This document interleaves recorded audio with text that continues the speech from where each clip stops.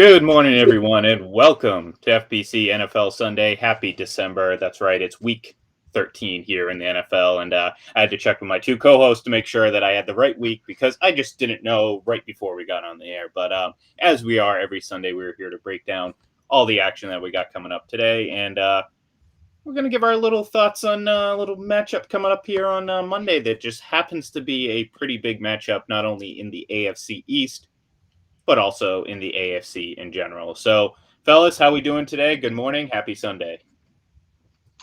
Yeah, it's kind of weird to think that it's December. It's been pretty warm here this week, so it's actually been pretty enjoyable leading into the Sunday night game this week between the Chiefs and the Broncos. So can't wait for it, and hopefully the weather stays this nice all December. Good weekend so far. I mean, we had the game of the weekend already, arguably yesterday. And I think many NFL teams are wishing Bryce Young could come out of college this year. But also props to Cincinnati. Finally, the little guy is going to get a shot. So yeah, I would think some of they these can do in the playoff. Some of these teams that are trying to set themselves up that just happen to land this season in a position to get a quarterback are probably kicking themselves a little bit.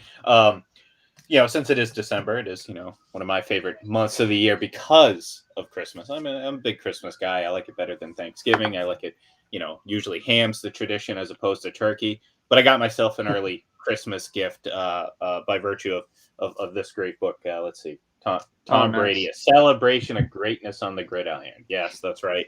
No, actually, this is kind of a cheap plug too, because we had the author on the Eye Test for Two this past week, David Fisher, actually a New York guy, big fan of Tom Brady. So I just started reading into it. It's fun. I mean, obviously, it's a if you're a Tom Brady fan, you're going to enjoy it. So seems to be a lot of Tom Brady content out there these days, and I'm not complaining. Braden might, but I know Ricky and I probably are enjoying it. Yeah, I don't really mind him. I think I've just learned to kind of enjoy him while he's still here, and just because he's kind of different than everybody else, I gotta just enjoy him. I think the success of both these teams even started to make us come up with the whole what the heck would we do if we had to hear 2 more weeks of hype before another big game in football. Part of me wants to see that matchup just for many reasons. Maybe mostly because it would cause 30 other fan bases to just collectively cease to exist or implode or whatever. There would be some sort of catastrophe, the likes of which we've never seen before when it comes to fan bases mentality. But on the flip side, that very thing could happen to me just based on the coverage that we'd get. And I just wouldn't be able to ignore. I don't know if I could handle it. I might have to go on like a sabbatical for about 2 weeks and just leave the phones, leave technology, and just go live out in the woods somewhere, because that's the only way I think I'd be able to get through those 2 weeks. And it could happen, guys. That a few weeks ago, this is the crazy, and this is the real crazy thing about it. A few weeks ago, maybe a couple weeks after that Belichick Brady showdown that we got early in the season, you're like, okay, maybe, maybe in a couple years, haha, that'd be kind of funny. Then we kind of say it now, but then we're like, wait a minute, this could happen, because let's focus a little bit on Monday night here. If the Patriots win, they're all of a sudden in a very good position in that division. Now, granted, they still have their bye week coming up next week, but even if Buffalo were to lose and then win while the Patriots were off, the Patriots would obviously have the tiebreaker with yet another game coming up, but also a pretty soft landing when it comes to playing Jacksonville and Miami. So, at the end of the day, the Patriots kind of, I don't want to say completely control their own destiny, because the Ravens could have something to say about this at the end of the day. But who would have thought that the New England Patriots in 2021 would be right there, potentially one of the one or two best teams in the conference. I think we're going to find out about Buffalo, but Kansas City, New England, seems like old times, huh? Yeah, just it seems like, to me personally, those are the two teams I think built to kind of last the long playoff stretch too. I think Baltimore's been one of those teams that it's just been relying on Lamar a little bit more than they ever have, and I think they've been exhausting so much energy just to kind of win these regular season games the way they have. I mean, last week was, I don't know. I mean, it's a game probably in March I'll be wishing that I could watch again, but it was like one of the worst wins that I can remember them having ever having with Lamar. So definitely feels like old times. The ironic thing about it is if the Patriots do win on Monday, you mentioned, Ian, they have the bye. Buffalo's opponent during New England's bye is Tom Brady and the Buccaneers. So essentially, the Patriots could get a 2-game lead with 4 to play. I saw their percentage be the AFC East champ was 60% if they won. I don't surprise that's not higher. Buffalo's like 80%. I guess it's because Buffalo's playing like the Panthers, Falcons, and Jets, when New England's playing Indianapolis, and even the road game Miami in January is a little bit tougher. But I would think those two teams right now, I could see easily the winner of this game Monday being the 1 seed, because I don't trust Lamar Jackson. And I think the Chiefs still have a couple of really tough opponents where I think the 1 seed in the AFC is probably going to end up with about 5 losses. Well, and working to Kansas City's disadvantage is their conference record. So if it does come down to tiebreakers, that's going to be a huge, because I think they're 2-4, maybe. I know they're under 500. Yeah, but yeah. Let's see, they played. Yeah, I think so. They're done with the NFC East. Yeah, I'm pretty sure that's right. 2-4. Yeah.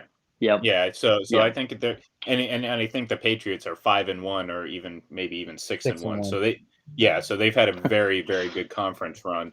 Ironically, the only game they lost was to Miami in week 1, and again, that's a fumble, down in the red zone away from a Patriots field goal victory. So it's going to be interesting. Again, the irony if you're Buffalo, just, obviously to lose to the Patriots, theoretically this Monday, and then have to go and fight for your life against Tom Brady and the Bucs.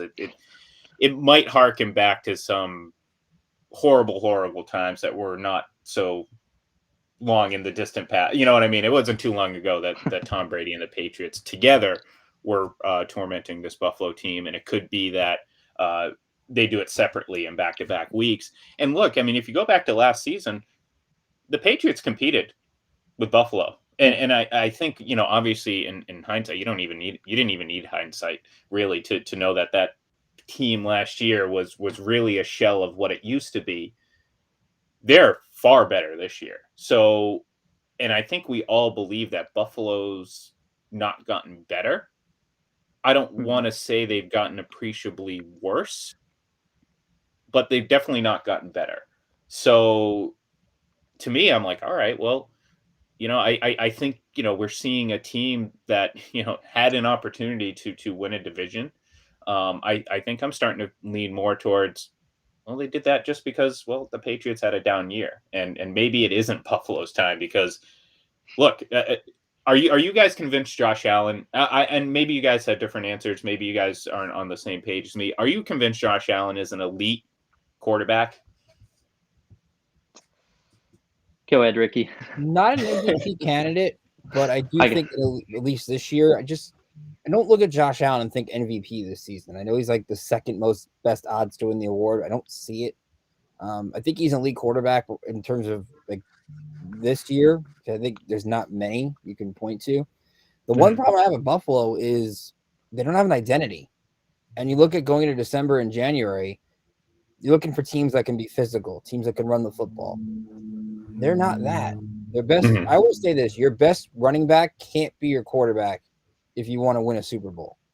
You got to be able to run the football, have some balance. And I'm not afraid of Devin Singletary, Matt Breida, and Zach Moss. And now you have Tre'Davious White in that secondary. It makes things a little bit more challenging. But in terms of offensively, I feel like Buffalo is too one-dimensional. And Josh Allen is very capable of he's one of the better running quarterbacks, and he doesn't put himself in harm's way too much. But at some point, you've got to be able to balance. Otherwise, teams can just sit back and go in a zone and make things a little bit more difficult in the passing. And he tends to have stretches where he kind of gets pretty wild with his passes. Like he's not, you know what I mean? He's not like, look, Tampa relies heavily on Brady's arm, but I mean, that's a pretty good bet. You know what I mean? If you're going to turn the ball over to Rodgers' arm or Mahomes' arm, you're pretty safe with that. Josh Allen, it's like, yeah, I think, 70% of the time you're in pretty good position. You're in pretty good shape. But then there's just stretches where it's like, he's sailing passes like it was his first or second year, and you're like, okay, what's going on? He seems to maybe not have that prime time edge to him. You know what I mean? That the prime games, the in the spotlight, in the moment. I don't know if he has that. And we know quarterbacks need that for teams to be able to have at least a sustained success over a long period of time. And I'm not quite sure that Josh Allen has that. So Braden, have you figured out your answer? Have we given you enough time? Yeah. Yeah, I was kind of thinking more, I guess, Buffalo as a whole, but I think it speaks to Allen too. I think they just have to have so much that's set up well around them. I think they have to almost kind of have everything going in, perfectly set. If they can't, adjust on the fly, I think Allen's kind of one of those guys that he just kind of does a little too much, a lot of overzealous mistakes. I kind of go back to that wild card win they had in Houston when he kind of tried to pitch the ball back in a big moment late in that game. I mean, it's just I think kind of reactive stuff that he does like that. I think it really leads to his downfall more than anything. And I just kind of go back to if Brian Dable would have left and got a head coach job this year, what it really would have looked like. So maybe we're already starting to see some of that. But I think just him not always having something set perfectly around him, I think that's something that has always kind of been his downfall so far. And kind of transitioning into a guy that is somewhat comparable, maybe a older version, figuratively and literally, of Josh Allen's style of play. Josh Allen has kind of evolved it a little bit to be a little bit more athletic. Ben Roethlisberger, big guy who has a big arm, can look like the best quarterback in the league some days, and then obviously, not just these latter years, but throughout his career, he'd have moments where he all of a sudden, like, what are you doing, Ben? But he was a big guy, just like Josh Allen. He had some athletic ability. Now, again, this is athletic ability early 2000s as opposed to early 2020. So it's a lot different, mentality. I think people back in the day would look at Big Ben and be like, oh yeah, you got to worry about Big Ben. Not only can not tackle him, he can, pick up some yards on his legs. Obviously not like scrambling backwards or anything. It would be have to like a straight line type run, but he could do it. News came out this week, and I think a lot of us assumed this was going to happen. And the wording kind of opens it up for interpretation. But it looks like this is going to be his last year in Pittsburgh as the Steelers starting quarterback. I think it's a little bit overdue. This is an example, I think, of a year too late as opposed to a year too early. But does that mean he's retired, or do you see him possibly going elsewhere? And we're going to do this with a couple of these veteran quarterbacks here. So we'll start with Big Ben. I'll ask you. Obviously, he's not going back to the Steelers, at least if you believe the reports. And I think the writing's been on the wall for quite some time.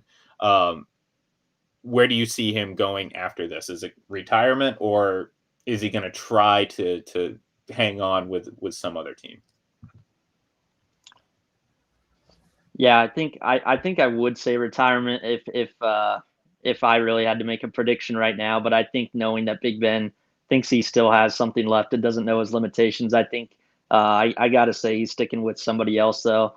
It's kind of difficult. I mean, there's so many teams that I think know what he is already, but I think could like to have him as a fallback option. So I think teams like the Giants and Washington, maybe in the NFC East, those are kind of the two that I would look towards. Maybe teams that are not willing to kind of draft another quarterback early right now, especially with the spotty quarterback class we kind of have potentially coming in. So I think if he stays, kind of Washington and the Giants is the two that I would look towards. Yeah, I'm with Brady. I think Ben's going to retire, largely because I think he wants to be known as that guy who played with Pittsburgh his entire career. Mm-hmm. I think that means a lot to him. And it just would resemble the changing of the era in Pittsburgh, where people are more worried about what music they're playing in practice and what TikTok they're on, and not apparently tuning out Mike Tomlin, who I would argue could go somewhere and be a great head coaching candidate. He's got still a couple years left in his contract. I like Washington, but at some point you have to pick a quarterback that maybe has a future, or at least more than 1-2 years. So you're not in the position they were a year ago. I just don't think there's a perfect situation for him where there's a great offensive line, a good running game, and stuff around him for me to complementary piece. If he has to be a guy that carries the offense, he can't do that anymore, and that's okay. So I'll say retirement because I don't think there's another perfect situation for him. Yeah, I agree with that. Just because, again, I think, and I've thought so for a while. I thought he's just done. At times, he's hurting Pittsburgh's offense. This isn't an example of a guy that's just had his skills or his abilities limited. This is a guy who's at times looked like he's lost a majority of them. And look, I mean, this is the natural progression of older quarterbacks. People are sitting there saying like, "Oh my God, well, no, this is normal." I mean, again, people see what Tom Brady's doing, assume that everyone can do it. Well, no, that's not the case. I mean, this is what we normally see with quarterbacks. They tend to break down because, especially guys like Ben Roethlisberger, who have taken quite a beating over the years. I know people talk about some of the quarterbacks now. Oh, look at them taking hits. They always get it. Well, go back and watch some film of Ben Roethlisberger, and there wasn't this in the grasp type rule. There wasn't this like we're gonna call it blow the play dead. No, they had to pull Ben Roethlisberger down, and oftentimes it took a few players. So the guy's taken a beating over his career. Obviously a lot of people are going to remember his latter years, but obviously a Hall of Fame quarterback, a guy who's won a couple Super Bowls and played in three. So, but yeah, I agree with you. I think he's going to retire, and I think that's going to be it. But we got a couple more veteran quarterbacks that might cause a different answer. One of which is up in the beautiful Pacific Northwest, and I say that a little tongue in cheek because I hate the rain. So if you enjoy the rain, I guess it's beautiful. But Russell Wilson, Seahawks are 3-8 right now. They look completely lost in the sense that I don't know what they're trying to accomplish. I don't know what they're doing. I don't know what their future holds, especially after giving up that haul for Jamal Adams. Russell Wilson, is he a Seahawk next year? Does he, I mean, I don't think he's going to retire, but that's one of the options. Or does he go play elsewhere? And if you have a team in mind, go ahead and throw that out. And I'll start with you again, Braden. Yeah, I think he's going to go elsewhere just because I think just the thought that a trade was actually out there last year, I think is enough to kind of get it started as far as you look at how bad this year's been. And I think just for so long, how much they've kind of neglected surrounding him with the offensive line. I mean, I think he's been one of the most hit or most sacked quarterbacks since he entered the league. So I think he's going to, want to go somewhere else that kind of has that foundational piece there. So to me, it's actually Denver or Vegas. I think Vegas was on his list last year. That was reported if he were to get moved. So I kind of think Vegas is the top one. Denver maybe after somebody else that we could get to here later on. So I got to go with Vegas.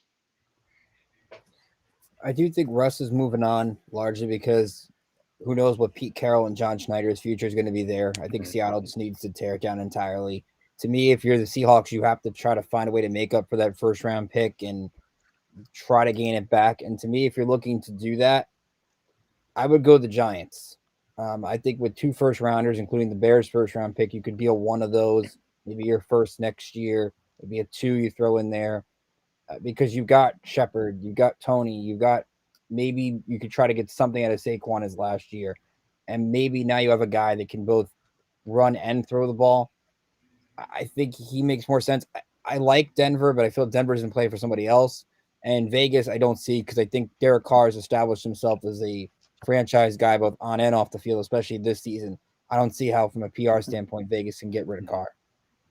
No, that's a good point in Vegas, and I'll throw another team out there. The Saints, opportunity to go down and play with Sean Payton. You got a big receiver in Mike Thomas, assuming he's healthy. Alvin Kamara. You have other talent on that team, and obviously a guy that knows, a veteran coach that knows how to win. And hey, you get to play in a dome for actually more than half your games because you get to play Atlanta as well. So, so yeah, I think Russ is on his way out, and I think it's good for both sides. I think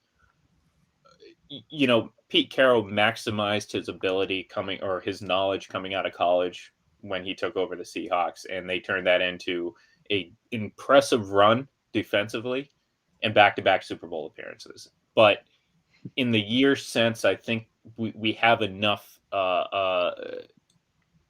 we have enough out there to suggest that was, I think, the extent of Pete Carroll's abilities, because they've repeated. I mean, Ricky, the the ridiculous coverage of Bill Belichick up in Boston and everything.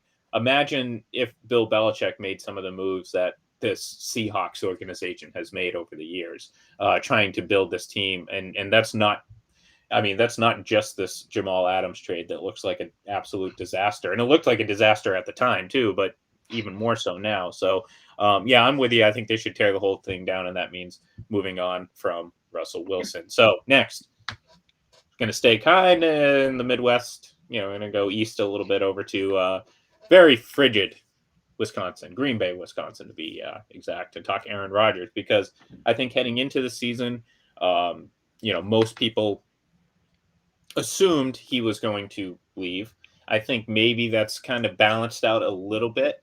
But there's also that idea that he may or may not retire. And I don't think that that's necessarily off the table. He talked about it last year, and I think we all agree, and I think the common saying is, once you start talking about retirement, you're you know what I mean? Your foot's starting out the door. So eventually it's going to happen. I wouldn't necessarily be surprised if it did happen after this year.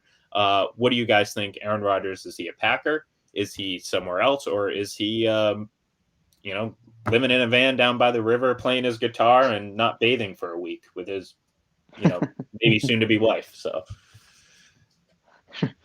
Yeah, I think I would have said retirement probably before the season started, but I think he just kind of I think there's something he feels that he can kind of still stick it to Green Bay with the way he's playing right now. I mean, even though it's not a MVP like season like he had last year, I think he still has enough in there that I think he just wants to maybe go try and see what he can do at least one season away from Green Bay. So yeah, I think Denver's after him just because I think it's more of what Denver has to do. I think if Vic Fangio is going to stick around and kind of the window they built for themselves, I think this is maybe one last chance next year. And they built a pretty good offense. So I think quarterback's the only really missing piece offensively. So I think Denver's going to push hard enough that he'll go there.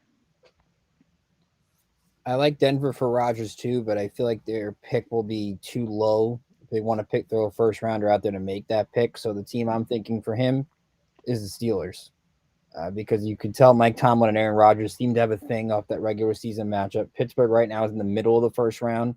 And if they're not sold on taking the local kid, Kenny Pickett, with that pick, if he's still on the board, which would be interesting if they do decide. Because I read a tweet somewhere that they like Sam Howell more than Kenny Pickett, which is weird because Kenny Pickett's in your backyard. You've seen him enough. He's in your stadium. You can watch him play whenever you want.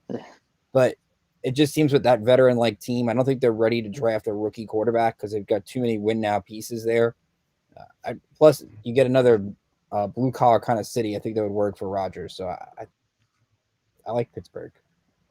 Yeah, that's I like both those options too. And look, I would have said retirement prior to the season. I'm still not ruling that out because again, he seems like a guy that could, again, just decide at the end of this year, regardless, be like, all right, that's it. I'm done. I got other interests, whatever. He is 37 years old, 38, something like that. But I don't think it's going to be in Green Bay as much as I do believe that there's been some softening of some of the tension, or at least the perception is that it's softened. I still think that hasn't gone away. And perhaps maybe, kind of being, not swept under the rug, but kind of being pushed to the background a little bit was his COVID situation. Now with all this Antonio Brown and Mike Edwards stuff, it's kind of, the big winner in all this is Aaron Rodgers, who can just, again, kind of just sit back and be like, all right, be angry at them. What I did was, still, in my opinion, deserved a suspension, but, certainly not on the same level of what Antonio Brown did. But at the end of the day, I do think this is his last season in Green Bay as well. So next, Ricky, you already mentioned it. The Dolphins are on a nice little winning streak here, and they've won some games. This is kind of their thing. They start slow, and then when everyone forgets about them, they start to win games when it's too late. But Tua's played pretty well. Is this going to be his last season as the Dolphins starting quarterback? And again, given his age, I'm going to guarantee he's not going to retire. So if it's not the Dolphins, where's he go? Wow, this is tough just because I think there's too many.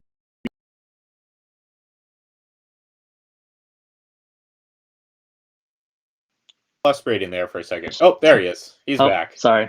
As far as just like I think Dolphins brass kind of having lunch with John in the past and him kind of wearing in certain posts that he's had this kind of Dan Marino throwback. I don't know if it's just an affinity for Miami or an affinity for Dan Marino, but I think there's so much there with Deshaun Watson and the Dolphins, that team in general. I just think that train is still not left the track. So there's a lot of me that wants to say Tua is going to stay, but I think there's going to be somewhere down the line that the Deshaun trade will happen. So honestly, I think Tua is going to go to somewhere that could be replacing a legend. So I'm actually going to say Seattle somehow finds a way to move some picks and maybe in a 3-team swap get him up there in the Pacific Northwest. I'd like for Tua to stay in Miami just because I feel like he's gotten a bad rap. When Miami was struggling, it wasn't really his fault. Mm-hmm. It was really the defense, which is weird to say with a Brian Flores coach team, the defense would be the issue. But really, has he had a fair shake there? I mean, his best receiver is his college teammate. Will Fuller was hurt all season long. Devontae Parker's been hurt for the bulk of the season. And when you look at this Miami team, are they really going to move on from the quarterback? With, let's say they beat the Giants today, they beat the Jets, they beat the Saints, which is now realistic. They have Tennessee and New England. They could realistically go from 1-7 to 9-8. And if you go to win 8 of your last 9, I don't know how you say, okay, now we're going to move on from our starting quarterback. I don't think that would make a lot of sense. So I would ride it out because even with Deshaun Watson, now he's going to be with his legal issues and over a year removed from the game. I know it's less hits, but can you really take that chance and give that much draft capital? So if you're Miami, give another shot. I think he's proven at least another year there.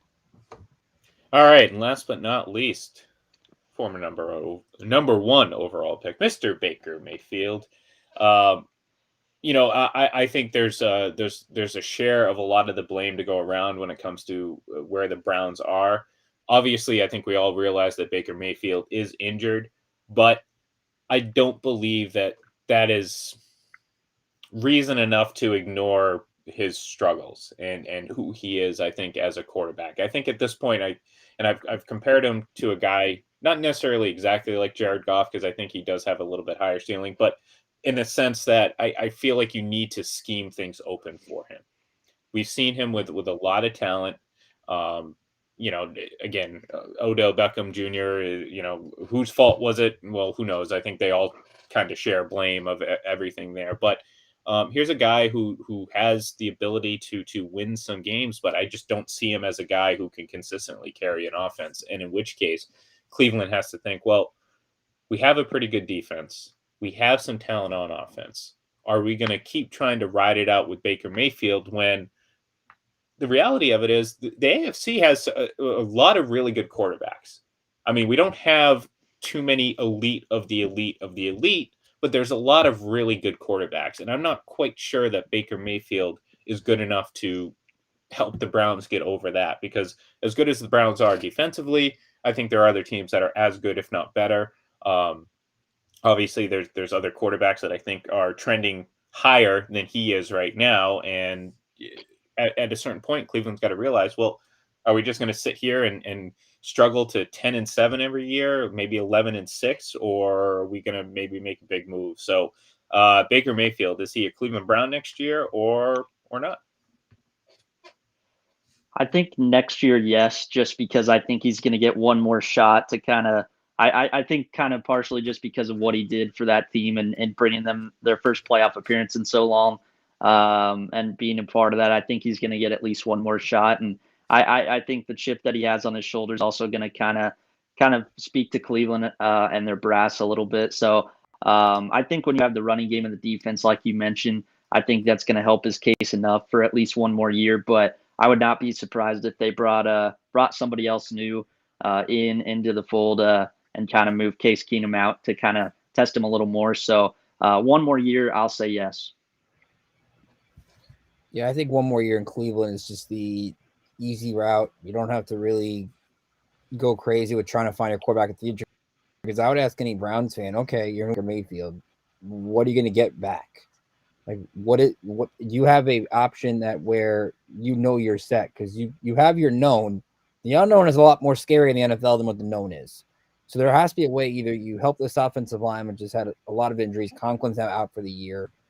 Maybe you get another better receiving option or two with Baker Mayfield because besides Jarvis Landry, there's nothing there. The tight end situation has been a mess. I mean, I know Brian has promised, but besides, there's nothing much there. So to me, I would just keep Baker in the fold. And if you're worse next year than compared to this year, there's better quarterback options next year you can draft. And thanks to the comedic stylings of Mr. Joel Shapiro, that's Joel Joel from Hull there on Twitter. Yeah, he says if Baker leaves, who's going to close out First Energy Stadium? That's a good idea. That's a good question. We see those commercials all the time. I think they're not as toxic as they were before because, well, you can never ever do as many commercials as Baker Mayfield did during his rookie season. That just really, really made people tire of him pretty quickly. But no, I think I'm leaning kind of where you're thinking, Braden, when it comes to Baker. He's probably going to get at least one more shot. I just don't know if that's the right decision on Cleveland's part. I think this is a situation where maybe a year early as opposed to a year late. And I think after this season, it might become a year late. And then you really have some more decisions to make. So, all right, it's that time of the week, just like we do every Sunday. We got our pickup prop bets here. And we only got a few of them here this week because we got a lot of games to pick. And we want to make sure we get through them. But we're going to start right here with Josh Jacobs and Antonio Gibson. We're going to start with Ricky because he's at the top here, and that just makes it easy for me to organize things. So Josh Jacobs, Antonio Gibson, who has more rushing yards in Week 13? Go with Antonio Gibson. Josh Jacobs to me just doesn't. He gets the bulk carries, but not the yards that you would like. And with no J.D. McKissick today, I mean, my fantasy team doesn't thank Gibson for waiting till week 12 or 11 to show up, but hey, that's where they are. But right now, Washington's having success running the ball. Vegas is going to have to throw it. So Gibson's the pick here. I'm also going with Gibson just because I think Jacobs, I'm a little worried about the ankle injury that popped up this week on the injury report. It looks like he's going to play, but he's dealt with so much here and there this year. I just wonder how that's going to play out. And I think that surprisingly, Washington's defense without Chase Young and Montez Sweat has actually gotten more stout up front right now, which is pretty crazy to think from how they started the year. So, yeah, I got to go with Gibson. Yeah, and if you guys were paying attention on screen, I kind of gave away all of our picks because I screwed this all up. But it's okay. We're going to pretend like it's a surprise anyway. So, boom, total points. Big Sunday Night Football matchup tonight. Maybe more so just because the Chiefs are back in action after a bye week. But is this going to be a high-scoring matchup? Over, under 49.5 total points in this one? I'm going to go slightly under. I could see this game being like a 27-20. If this number was in like the 45s, I'd probably be more inclined to go with the over. Denver's defense is going to be more of, I think, hold Mahomes a little bit because there's still some problems there, but it's hard to stop Andy Reid off the bye. And without Melvin Gordon, there's only one running back in Denver. But if it's a 27-20 kind of game, it's going to be slightly under the number. I'm also going to go slightly under just because Denver, they don't really hit a lot of explosive plays, at least that consistently. It's been a big struggle there this year for Teddy Bridgewater. And yeah, like Ricky said, I think missing Melvin Gordon, that's going to be a big piece for them tonight. I think just trying to kind of keep pace with Kansas City. So I got to go under. All right, next, Colts Texans.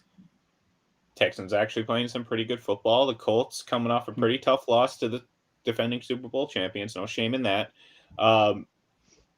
Is this going to be a pretty high scoring game? Because it could potentially have that ability. So their over under, their number right now is 46.5. This is probably the one where you'd pick the over in our last game, but over under in this one, Texans Colts 46.5. Going the over. It's Carson Wentz, who's besides the second half last week, been very consistent with the football. Jonathan Taylor could run for 2 touchdowns at least on this defense. Mhm. And Houston just does just enough with Tyrod Taylor where they could get 14 to 20 points. And if Indy gets about 30, you're going to hit your over. So give me the over. Yeah, I agree with a lot of what Ricky said there on the over. I think this is a game where Indy could probably hit this number or get pretty close to it just by themselves. The way Wentz is playing, along with what Jonathan Taylor's probably going to be able to do against this defense. So yeah, I got to go well over on this one. All right. Big quarterback matchup of the week, perhaps of the century, really. Mike Glennon stepping in for Philadelphia. Tua, trying to keep things going, keep things rolling. More combined touchdowns or interceptions. What are we going to have here? Is this going to be interception fest, or are we going to see a lot of touchdowns in this one? So this is the part where Ian makes us do a lot of math. We got to figure. We're going to do the math here. I'm going to say Tua has 2 touchdowns, 1 interception. Mike Glennon has 1 touchdown, 1 interception, because I think they're just going to let Saquon Barkley do as much as possible this week. So we're going 3 touchdowns to 2 picks, more touchdowns. Yeah, I said the Eagles. I meant to say the Giants. I just, like you said, a little brain fog right now, and I realized it as soon as I said it. So, but yeah, so you're taking more touchdowns because 3 Barely, is greater. Yes, just because I think Tua saves it from being the more interception number. Gotcha. All right, because 3 is greater than 2. Got it. All right, little math. That's getting insight into how we work things here. Braden, what do you think? I'm actually going to go more interceptions just because even though I don't think Glennon will be asked to throw it a lot, I just think this Miami defense right now, they're probably I think they're leading the team more than Tua is, honestly. So I think there's going to be just those kind of consecutive picks that we see once in a while for certain guys. So I could see Tua not really having to throw a lot in this game either, more of a Myles Gaskin game. So I'm going to go more interceptions. I got a little soft spot for Mike Glennon because anytime I'd ever play Madden and create myself on Madden, that was the closest thing to my last name. So I'd always choose that as my last name for the announcer to say. So, if you weren't really paying attention, you would think they said my last name. Joe Mixon. Last year, I picked him to be the league's leading rusher. And I was kind of foolish considering Derrick Henry is around. But he got injured. His season kind of obviously, really didn't, come together. This season, however, he's been a scoring machine. He looks like one of the best running backs in the league. Does he score for a 9th straight time? Oh, 100%. Because you look at his Chargers run defense, it's not very good. Mm-hmm. Joe Mixon rushed for more yards in the last 2 games they did in the previous 3 combined. They finally found an identity. It's hard for me not to think he's going to find the end zone this week against this Charger defense. So yes.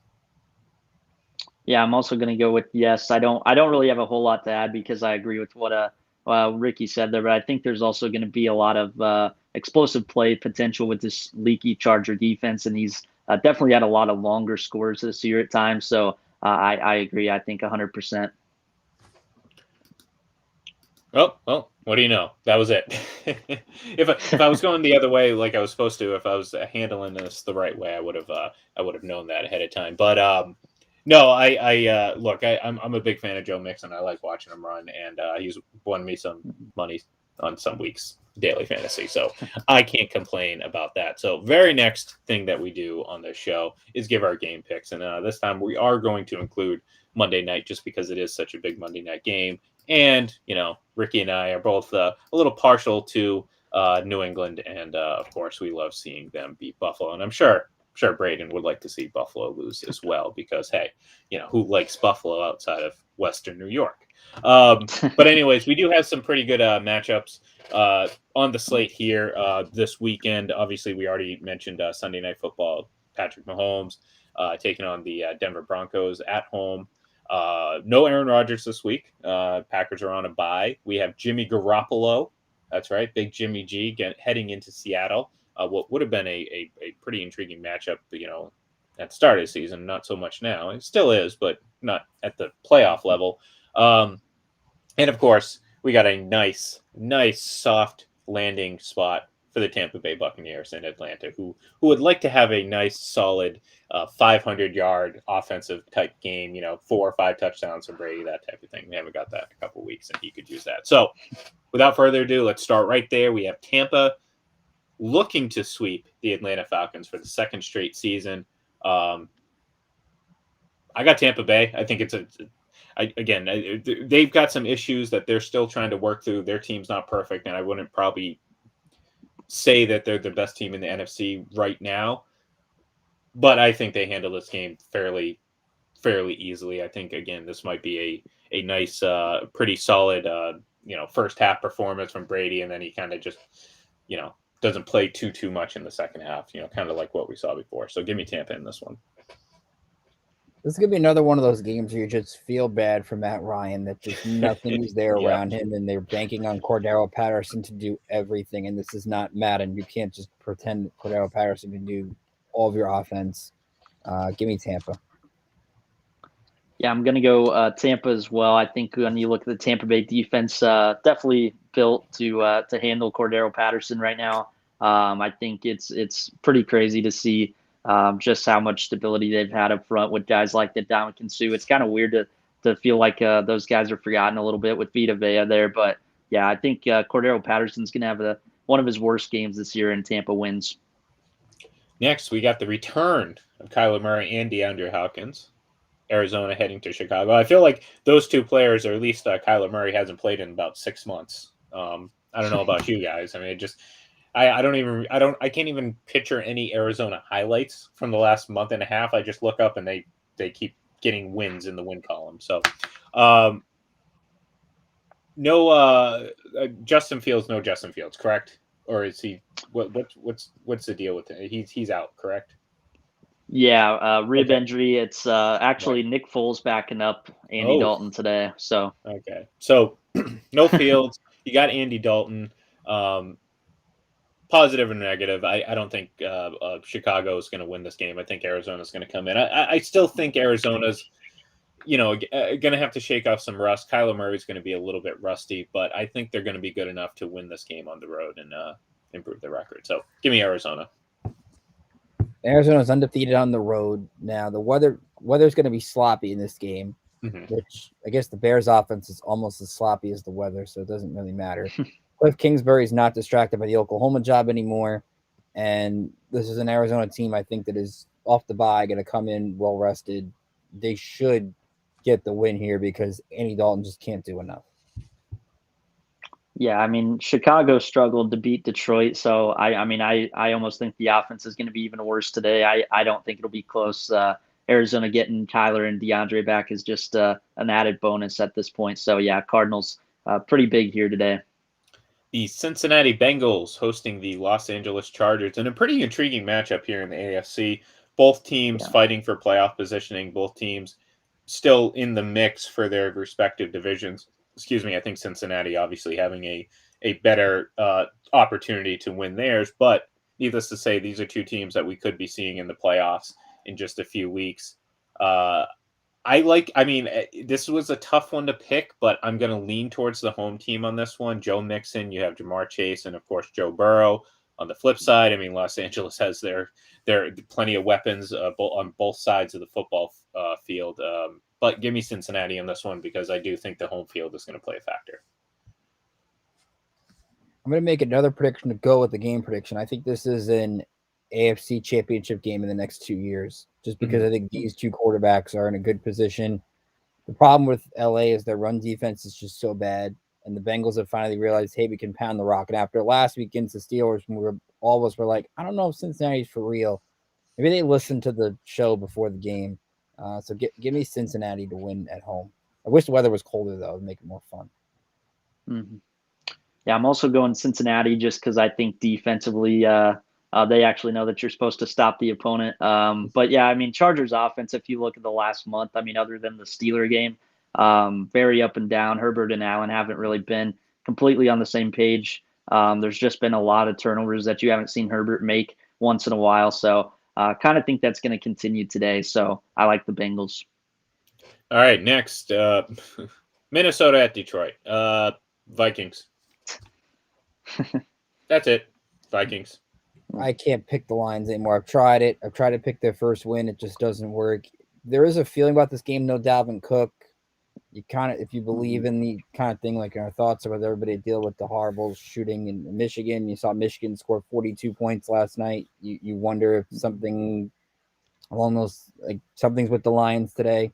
But I think Minnesota hangs on. If you go and spread, though, I wouldn't be shocked if Detroit covered. Yeah, I think it's just pretty crazy how well Minnesota's actually played, given all they've kind of had to deal with this year on and off the field. So many injuries.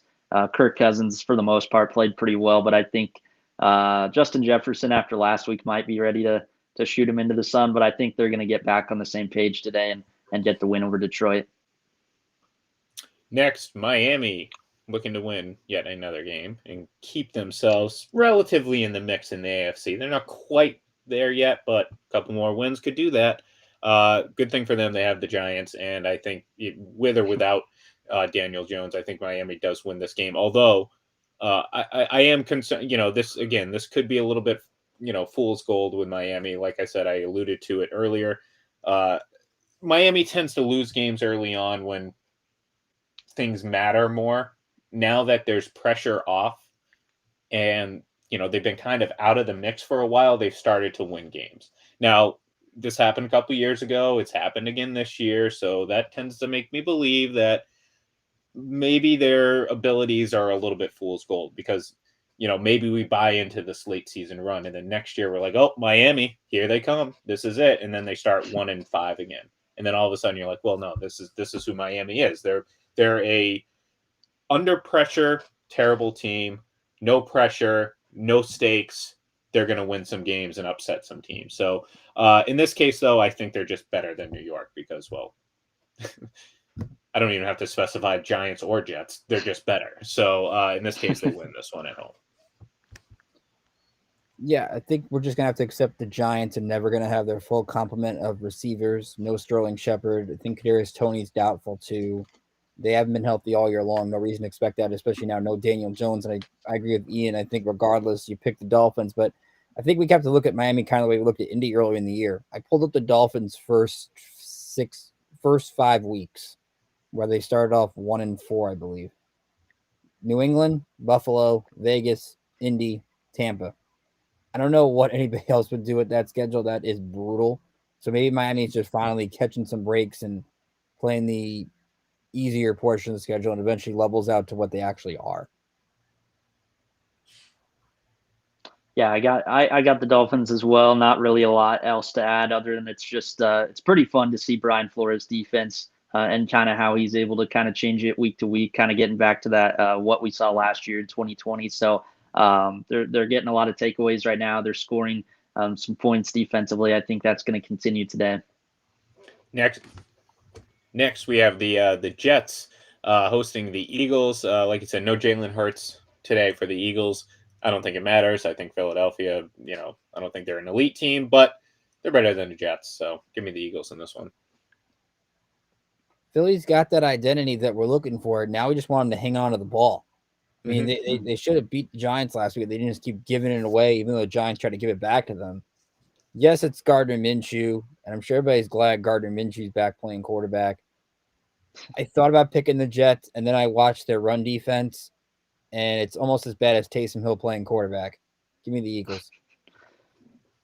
I got the Eagles as well. I actually do think the Jets will cover just because I think their defense will play kind of spirited today, knowing they have a backup in there. But I just think Philly's D is going to be too much for Zach Wilson. Definitely wasn't that inspiring with his return last week. So I think Philly will pull it out some way.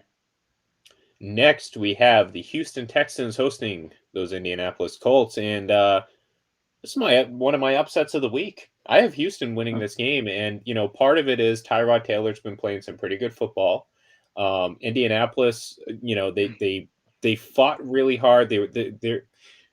We see several teams like this every single season that start out a little bit slow, but in the middle of the year, they string together a few games and you're like, oh, wow, they're pretty good. And I'm not saying that the Colts aren't. I think they are. But, they lost a pretty tough game to the Buccaneers last week. And I think we all agree that most teams pick themselves up most to play the defending champs or like the elite of the elite teams. I think they fall a little bit flat on the road against a division rival, against a team that is playing a little bit better. Like I said, quarterback play is a big part of it. So give me Houston in this one. I just don't think the Texans, if they couldn't beat the Jets last week and their offense looked, the Jets are trying to give them that game and they couldn't take it. Now you got to face Jonathan Taylor and Carson Wentz. Even if Indy was on their B- game, they could still win this one. So give me the Colts. Yeah, I kind of like what Ian's thinking there. I actually do think Tyrod could have a pretty nice game. I just think unfortunately he's got the defense on his side that is going to be having their hands full today. I think there's just too much right now that's going right for the Colts offense. So I got to go with Indy. Next, we have the Raiders hosting the Washington football team. And I said this during FBC Radio Live this past week, and I've kind of started to, ask the question. Maybe Washington's actually a pretty good team. I think coming into the season, we all expected their defense to be pretty good. They ended the year ranked fairly high. They struggled, obviously, to start this season, but they've strung together a few really good games now, especially defensively. They've played well. They've won a couple games. I don't think they do it this week, though. And I don't think they take it necessarily a step back. I just think, heading out to Vegas on the road, against a Raiders team that, has the capability to play like one of the best teams in the league, but doesn't do it consistently. I think they do for the most part today. So give me the Raiders. I'm actually going to go with Washington. I know Vegas has had the extra rest. Washington's coming on the short week, but no Darren Waller for Vegas today. Deshaun Jackson's banged up. Braden said that Josh Jacobs is on the injury report again, so he might leave the game early, knowing his history. And the football team has an identity. Maybe not with the team name, but with the actual on-the-field product with Gibson and McLaurin. And Vegas's defense is very leaky against Dallas. I would expect that to continue where McLaurin's going to get some big plays. Washington wins and sets up a epic battle where all they do is play NFC East teams after today. Yeah, I love that. It's like someone literally forgot to schedule their divisional games. They're like, oh, crap, Eagles, Giants, whatever the other team is, Cowboys. Go ahead, Brady. I really don't know what to expect in this game, but I think I trust Washington's offense just a little more. I think when you add in the injuries, but also I think they're starting to kind of use their offense the way they wanted to. Antonio Gibson's gotten away from that kind of freak shin injury that he had earlier in the year and starting to kind of get the usage that I kind of expected going into the year. So I think just Taylor Heineke right now, I think he's actually playing at a level that not a lot of people are noticing as far as maybe saving his job or extending his gig there with Ron Rivera. So Heineke, I think the way he's playing is going to get him just over the hump in this one. So I got Washington. Next, we have the Rams hosting the Jaguars. And had the Rams not played one of three teams in this entire league, I would pick against them because I just don't think the Rams are playing good football right now. I do think that they're going to win this week at home, but I don't think they're going to. You're not going to be inspired by the Rams' victory this week coming against this Jacksonville Jaguars team. The Rams are reeling a bit right now. I think we're seeing, I asked kind of rhetorically, when are we going to see the non-Detroit Lion version of Matthew Stafford? Well, I don't know if we're ever going to see that. I mean, I think Matt Stafford is who he is. He's very talented, no doubt about it. He has the ability to do a lot of great things, but he also has this innate ability to do boneheaded things on a fairly consistent basis. And by consistent, I mean consistent enough that it can cost your team not only games, field position, all that stuff on a somewhat regular basis. So the Rams are going to win this game. They're going to snap their losing streak, but I just don't. There's nothing the Rams have done recently to give me any confidence that this team is heading in the right direction. And I don't think this game is going to do it because I think Jacksonville is going to make it a little dangerous for them at some point. But give me the Rams. Yay. Matthew Stafford has thrown a pick six in 3 straight weeks. I was listening to Daily Wager today, and they said that the last quarterback to do it 4 times in a row is Matt Schaub. I don't want Matthew Stafford to be Matt Schaub. This game will be ugly. Fire up your Sony Michelle PlayStations because I think he's going to have a big game today. Give me the Rams. Yeah, I think the only thing that really helps the Rams in this game is Jacksonville's, I think, only scored I'm pretty sure 4 or 5 touchdowns over the last month. They just cannot get the ball in the end zone. So I think that's going to kind of help the Rams enough today. It is kind of crazy to think the Rams did give the Jets their first win last year. So I kind of have that same feeling slightly today, but I think ultimately Sean McVay is not going to let them lose 4 in a row. So Rams will find a way. Pittsburgh. We talked about Pittsburgh, Ben Roethlisberger and all that. Hosting Baltimore. We talked about Baltimore as well. I like Baltimore on the road. I think this is going to be, again, I think this was a tougher game to choose. Ultimately, I did go with Baltimore because I think they had the better quarterback, of course. But I don't think Baltimore is immune from their own issues. As much as they're leaning on Lamar Jackson, like Ricky said earlier, a lot. Actually, it might have been you, Brady, and I kind of forgot. That was 53 minutes ago. So, but they've been leaning on him a lot, yes, and that puts a lot of pressure on him. He's been pretty good. I mean, again, I think a lot of people kind of give him a pass for poor play because, well, the Ravens put everything, the cliche, it's all Lamar Jackson. I mean, there's more to that team than Lamar Jackson. He hasn't played great this season. He hasn't played poorly, but he just hasn't played great, in my opinion. So I like Baltimore in this game because I think, again, Lamar is obviously playing better than Big Ben, and I do think, Pittsburgh has dealt with some issues defensively. TJ Watt has been banged up. So give me Baltimore. I think the game's going to mean more to them, and I think ultimately they're going to squeak it out. So Ravens on the road. I didn't like picking Pittsburgh last week. I don't know why I'm doing it again, but I'm doing it again. And largely it's also because I don't trust Lamar Jackson right now. I don't know what's the deal with it. I think this illness is affecting him more than we think, especially with the 4 picks last week. And if this game is low scoring, it does favor Pittsburgh. And I just think maybe there's a boost knowing the news that it could be Ben's last season. There's going to be maybe another jolt of energy in the crowd. Maybe that plays a factor. And the Steelers team, basically, it's Mike Tomlin, I think, said it this week, not in this exact words, but it's a put up or shut up week. They know they desperately need this game to stay in the playoff hunt. So if it's 16-13, it's 16-13, but Pittsburgh finds a way to get a win at home. Yeah, definitely. Lamar's had his struggles against Pittsburgh in the past, especially in their building. We talk about the turnovers right now. This is a team he's definitely had some more head-scratching ones against, kind of some bad luck against them as well. I did want to take Pittsburgh early in the week, but I just can't do it. I think just because not just Ben struggles, but really with the defense right now, not enough impact plays. So do think it'll be close, but I got Baltimore on the road. Look, I want Pittsburgh to win. I do, because as we mentioned before, the Ravens are kind of, the one team out of the Patriots' control in their path for the first overall seed. Everything else is in their control. So the Ravens losing obviously benefits them. But all right, next, San Francisco at Seattle. We've talked about where Seattle is as a franchise. I think we all agree they're certainly on their way down and maybe already at that point where they're at the very bottom.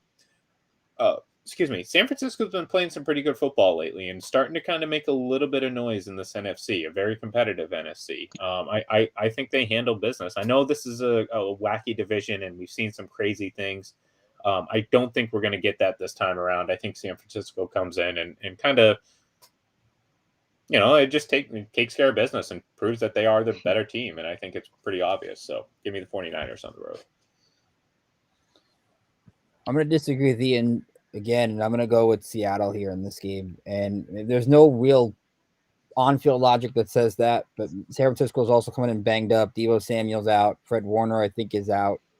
And this is a Seattle team that has an edge against San Francisco. If Pete Carroll doesn't beat anybody, he at least beats Kyle Shanahan. And this game being in Seattle, I'm going to go with the Seahawks because they just can't be like. I feel like this is a letdown game for San Francisco in some way. Yeah, I think it'll be kind of closer than some expect, just because there is that division factor, and it's in the Seattle area there. That it just seems it's far away from everybody. That it's kind of this mystical place sometimes. But yeah, I think just right now the style of play with the Niners, D'Amico Ryans is really getting this defense kind of back to what we're used to seeing from them. But I think the running game of San Francisco, it's just going to wear Seattle down. I don't expect Seahawks to score much in this game and keep up with them. So. Maybe closer than something, but I think the Niners will win. Next Sunday Night Football, we have the Chiefs back in action against Denver. They've won like 11 games in a row against Denver. What is it? 11. Yep. Yeah, 11. They're gonna make it. They're gonna make it 12. Like Ricky said earlier, I think there are still things that they have to work out offensively as we get closer to the playoffs. But sometimes the obvious answer is the obvious answer for a reason. And they've, again, won this many games in a row because they've just been a better franchise, better team. They've had better quarterbacks.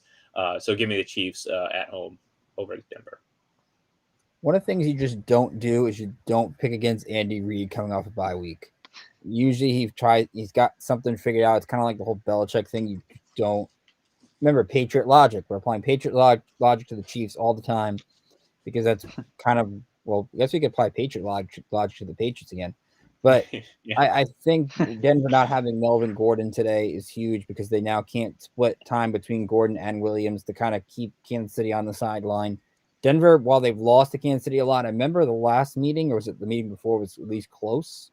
And Drew Lock was quarterback, was one of those in Arrowhead. I'm trying to remember. So I think Denver, let's see. Yeah, last year. Yep. Yeah, Denver can hang around maybe late in the third quarter, but I think Kansas City ultimately wins the game. Yeah, I just don't think Denver has enough offensively, especially with Gordon out. I really like Javonte Williams, and probably going to create some broken tackles today, I'm sure, here and there. But ultimately, I just don't think they'll score enough points to keep up with Kansas City, even if they're off just a little bit. And like you said, I think just that factor of winning 11 in a row against them, I think the Chiefs know this is kind of their time to start getting it turned on even more. These division chances are usually where they start to do it. So Chiefs win. All right. And last but not least, we're going to do our Monday night pick as well because, hey, like I said, this is a pretty big matchup. New England heading to Buffalo, first of two matchups in 3 game weeks for the Patriots and the Buffalo Bills, the bye week thrown in there as well. Look, I'm going to take the better team. And right now, I think it's pretty obvious that it's the Patriots right now. They've been playing more consistently across the board from start to finish the season. I think they're a more well-balanced team. Doesn't mean they necessarily have better players at certain positions. It's just I think they're just playing more just like a machine that wins games. That sounds silly and stupid, but you know what I mean. They're playing just a better brand of football right now than Buffalo, and I don't think it matters if it's on the road or at home. So give me New England in this one. I really like what the Patriots are doing. They've got that identity. It was very impressive that Mac Jones threw the ball as well as he did last week, considering the run game wasn't doing anything. But I don't think this Patriot team can win 11 games in a row to end the season. That's a tall task for any team. And even though Buffalo doesn't have Tre'Davious White, they've essentially had a bye week to prep for this game. They've had 11 days in between games. They've got the home crowd on their side. The weather is going to be an absolute slop fest. I think I saw the wind chill is going to be like 15 degrees. And I think Josh Allen handles that better than Mac Jones. Considering how good both these teams are, I think they split the 2 games, and Buffalo needs this football game. I don't necessarily think New England needs this game as much as the Bills do. So I will go Buffalo. I think it'll be close. Comes down to the final couple of minutes. But give me the more desperate team. I hate doing it, but Buffalo needs the game more. So I think the Bills win. Yeah, the number one thing I'm most looking forward to is how is Mac Jones going to handle this, and really there's nothing so far lately that's kind of told me that he's going to struggle in this situation, and I think Buffalo's kind of one of those teams ready to start kind of bottoming out. Tre'Davious White's injury I think helps that a lot, but I think Buffalo's kind of what I said about Kansas City a couple years ago. It's just I think when they get the kind of physical nature thrown at them, I don't think they know how to handle it right now, getting punched in the mouth. And maybe a little bit of a spoiler for a couple weeks from now, but I think New England sweeps Buffalo. I wouldn't say run away with the division, but I think it's going to kind of end pretty handily in the Patriots' favor. Well, there you have it, folks. And if you're looking on the screen right now, you can see some of the great picks from some of the other folks over at Full Press Coverage. But that's it for us here today. Stay tuned here in a little bit as Kyle Center will be up for the weekly Fantasy Football Sunday here on FBC on Full Press NFL. And we're looking forward to a great Sunday, hoping we get a great Monday night game. And we'll be back here a week from today to do it all over again. So thank you, everyone, for tuning in. Give us a follow on Twitter at Full Press NFL. And we'll talk to you